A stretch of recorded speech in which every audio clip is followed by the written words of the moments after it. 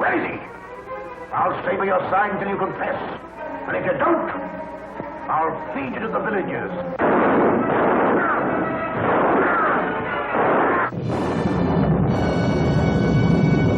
You're going to give him life? Yes.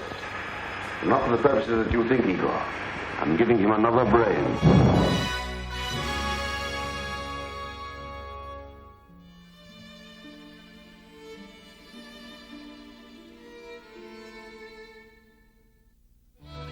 This was the first different conception of the monster in 20 years.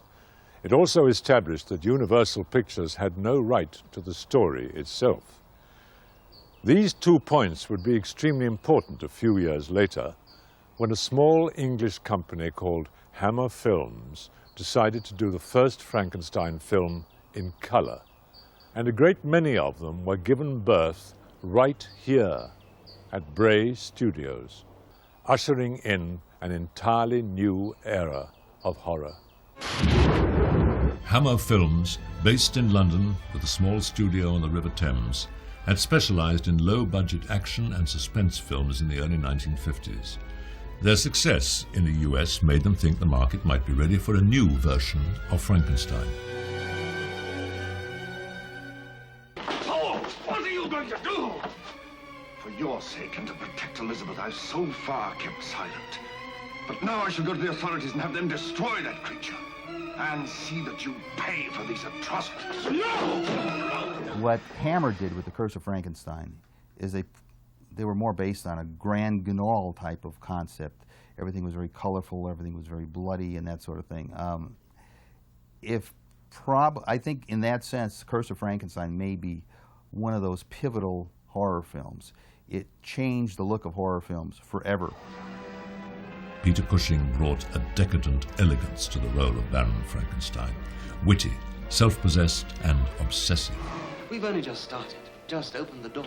But now's the time to go through that door and find what lies beyond it. But don't you see, Paul? We've discovered the source of life itself, and we've used it to restore a creature that was dead. Luckily for me, anyway, the creature was irreversibly destroyed in a vat of acid, and Dr. Frankenstein was last seen walking to the guillotine. But he had cheated death before. A year later, he was back at his work.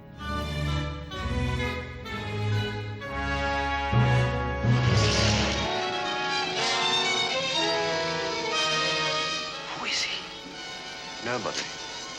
He isn't born yet. The makeup, costumes, and even some of the expressions of Michael Gwynne as this new pathetic creation mirrored the stage portrayal by Hamilton Dean some 25 years before. Anesthetic! Quick, man! Look! Switch off!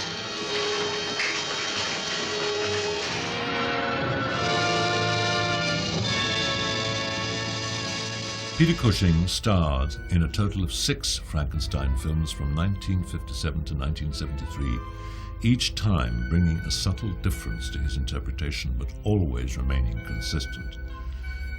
It was a given fact that Frankenstein would ultimately fail, but the driving force of his personality and the horrors that fell in his wake kept the films interesting to both Cushing and his worldwide audience. Everybody loved Peter. He was very gentlemanly. He adored his wife.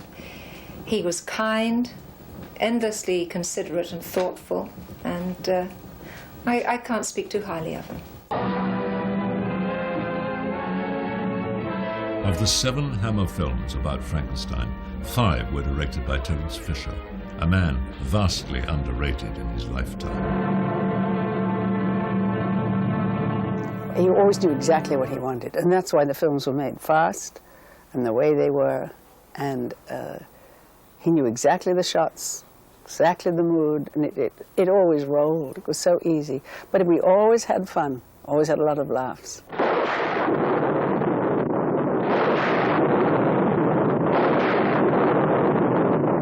I'd seen the original Frankenstein, which I think is nobody will ever approach the original. I didn't see any of the others. I don't see many horror films, but please don't tell anybody.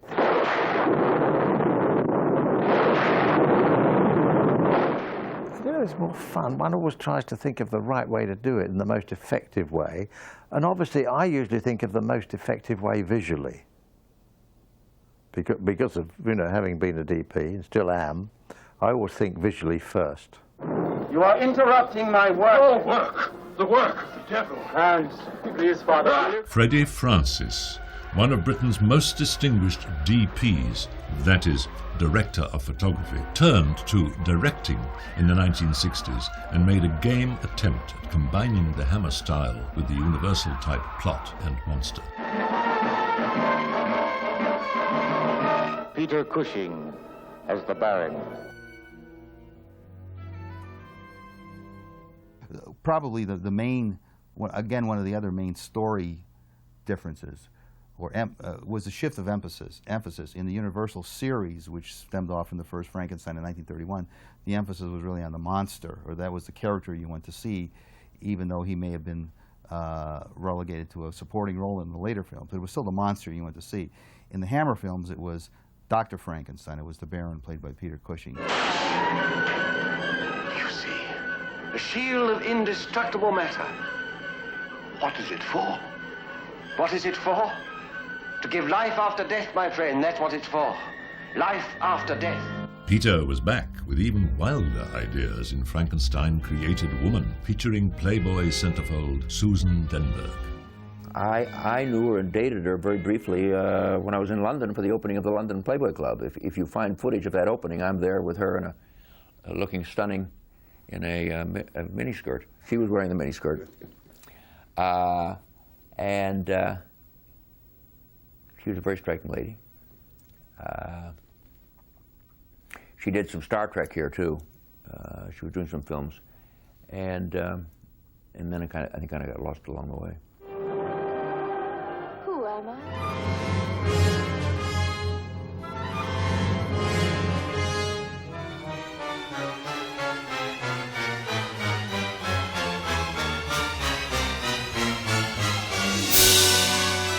There's a monster at large!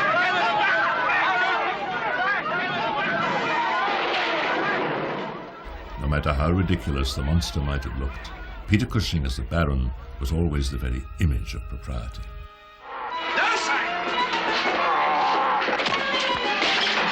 To Baron Frankenstein, creator of man.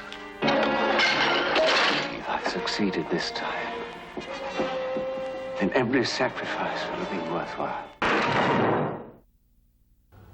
To at least 3 generations of film fans, there is really only one Baron Frankenstein. And most assuredly, there will never be another Peter Cushing. In the United States, a Frankenstein monster was also making a comeback, but admittedly in films without the polish and panache of the Hammer productions. The 1950s also saw Frankenstein films featuring the Baron character as an actual American citizen. I want him to know and feel pain. What I create, I must control. Go on, activate this body. 1957's I Was a Teenage Frankenstein saw Whit Bissell standing in for the Baron with Gary Conway as the monster. This ludicrous little chiller, more or less, exploited the average teenager's fear of having bad skin. When the stitches are out, he'll pass for a normal, quite attractive teenager. It really is an example of how, you know, lightning doesn't always strike twice, and that people who are sometimes responsible for a really good picture can't ever seem to duplicate their success.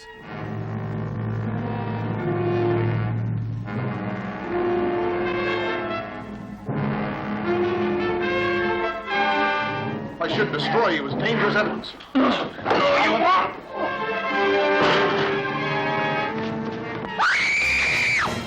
American International, which had produced Teenage Frankenstein, followed it up with a spin-off of sorts, How to Make a Monster. Robert Harris is more or less the Dr. Frankenstein of this story, as an insane makeup wizard who creates his own teen Frankenstein via hypnosis. This maniacal strength will linger in your arms and hands. And with it, you'll destroy your real enemies. Exactly as I instruct you.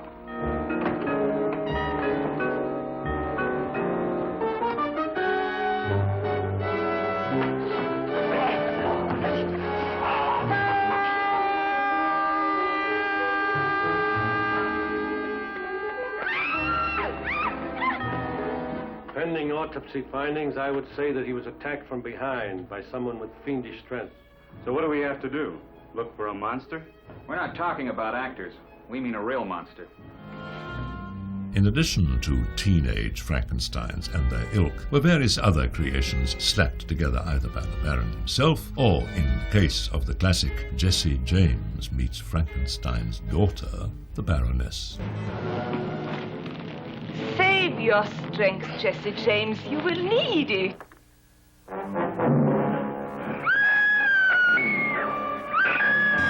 One of the silliest of these Frankenstein knockoffs was Frankenstein's Daughter, released in 1954. But the Baroness is nowhere to be found, because in this instance, Frankenstein's daughter is actually a hideously deformed monster, resembling something of a cross between a longshoreman and a roller derby queen. I'll never forget the morning when they presented the monster, and this is not 2 weeks ahead of time or 4 months ahead of time. This is like right now, bang, monster time. And my heart dropped. This is not that pretty girl. You know, well, you wanted a monster, and boy, God, you've got one. I said, yes, I do. Go, you know, you're on. You come in left to right and exit right to left and make a lot of noise while you're going through. So it was, but it was just a that was my biggest disappointment in that particular movie. And I said, oh God, what have I created here? What have I done?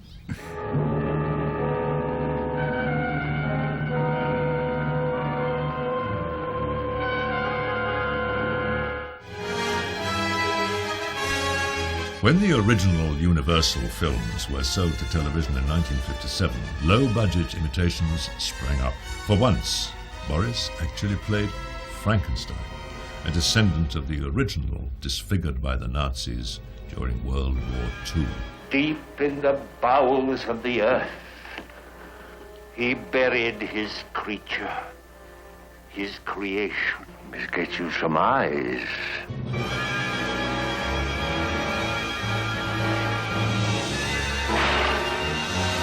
What kind of dealings do you have with the director of the morgue? Are you interested in corpses?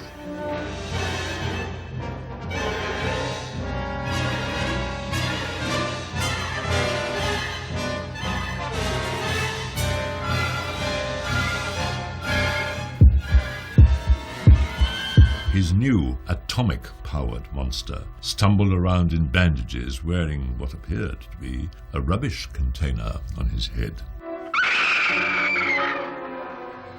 An unsold television pilot tried to combine the Hammer flavor with Hollywood talent. Director Kurt Siodmak had written Frankenstein Meets the Wolfman. Anton Diffring had starred in Hammer's The Man Who Could Cheat Death. And because Screen Gems had licensed the Universal films for television, they could use the Jack Pierce design for the monster. It didn't help.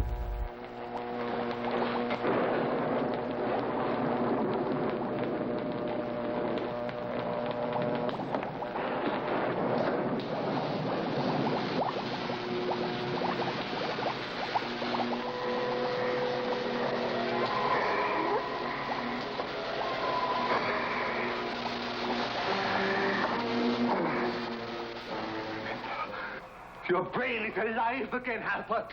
It can function. It has intelligence. You wanted life, and I have given it to you. Yours was the brain that I needed, and it's the brain that makes it all work.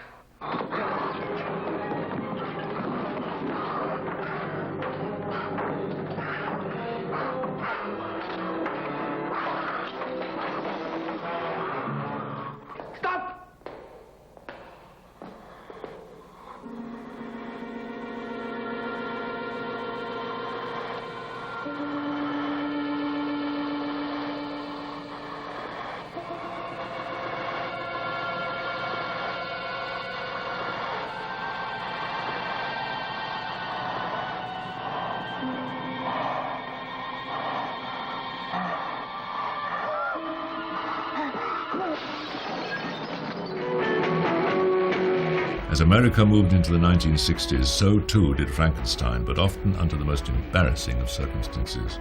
Not only had American filmmakers all but abandoned the Baron, but they often ignored the monster as well. We have come here to this planet for one purpose only, to acquire breeding stock to repopulate our planet. Frankenstein meets the space monster. Had neither Frankenstein nor a real space monster, but at least it had a somewhat intriguing title.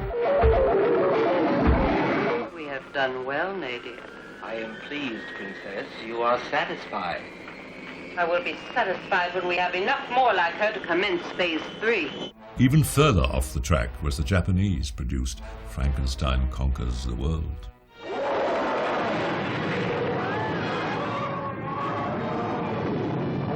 And I think after the 40s, monsters, classic monsters, probably took a back seat to sort of atomic horrors of the 50s. You would get Frankenstein in Japan growing to be a giant and fighting a dinosaur, and you would get Frankenstein fighting space monsters. I mean, they really weren't going to go back and make a Gothic thing, but they were going to take that name and try to, you know, bridge it over. Well, he wasn't Frankenstein. He wasn't even Frankenstein's monster. But kids loved the film, and it was a hit with matinee audiences throughout the globe. The chain hurts you.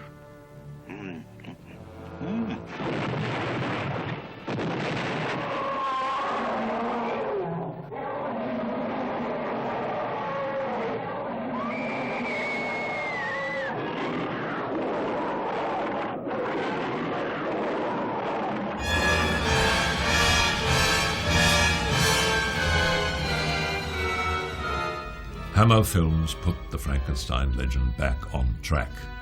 Horror of Frankenstein reintroduced audiences to the Baron.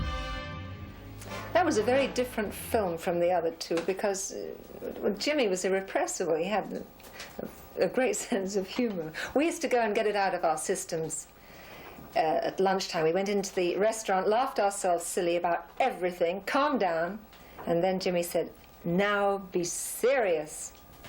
No more smiles." So we did it that way. He was just great. He just bubbled all the time with enthusiasm.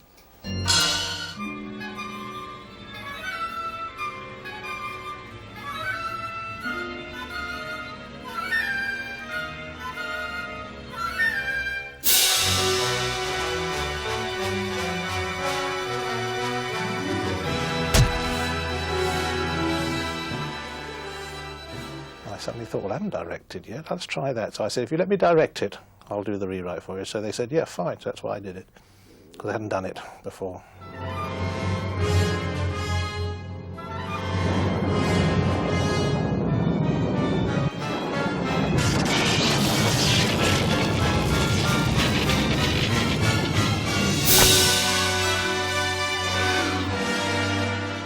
But the finished product, I had a lot of fun doing it. I had the most fun ever directing that movie.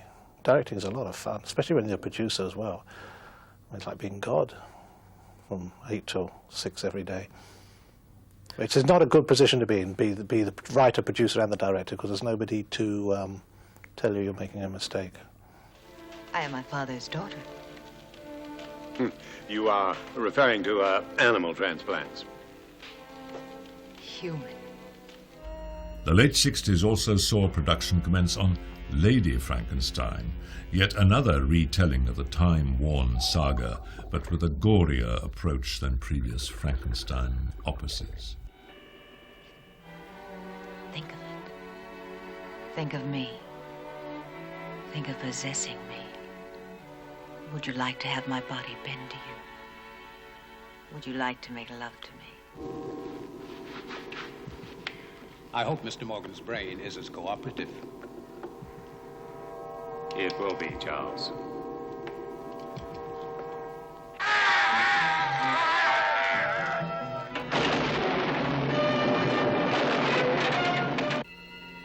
Stand!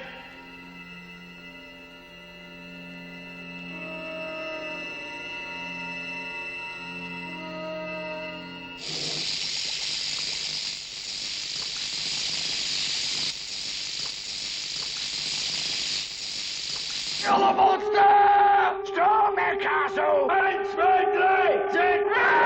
Mel Brooks and Gene Wilder brought the ingenious parody Young Frankenstein to the screen, following their Western spoof Blazing Saddles. Brooks insisted on black and white to keep the period effect. He was right, and the film made over $30 million, over 7 times its production cost. my creation! Sky means business. The charmingly familiar lab was packed with the electrical gizmos and flashes designed by Kenneth Strickfaden for the original Universal films. Yes! To get us into the laboratory. Yes! And it was you who left my grandfather's book out for me to find. Yes! So that I would... Yes! Then you and Victor were... Say it. He was my boyfriend! Well, that didn't happen in the book. But the cinema has bred more varieties of monstrosities bearing the name of Frankenstein than even Mary Shelley's garrulous monster ever dreamed of. One of the most publicized films of 1994 was Mary Shelley's Frankenstein. Frankenstein, indeed horror films in general, had never been regarded as Class A material. One never saw John Ford directing the creation scene or Tyrone Power digging in a graveyard. And even though the original films of the 1930s were major releases for Universal, Universal itself was not one of the major studios. But here was a gigantic production with Kenneth Branagh starring and directing. I wanted somebody who would be frightening and somebody who would be heartbreaking and who would relish a challenge of being very different and being in disguise. Now, at the end of the 20th century, the concept of creating life through medical science is no longer fiction. Doctors can transplant corneas and hearts, implant artificial organs, resuscitate people from certain death, and artificially create new life forms by recombining DNA, the basic genetic building block of life.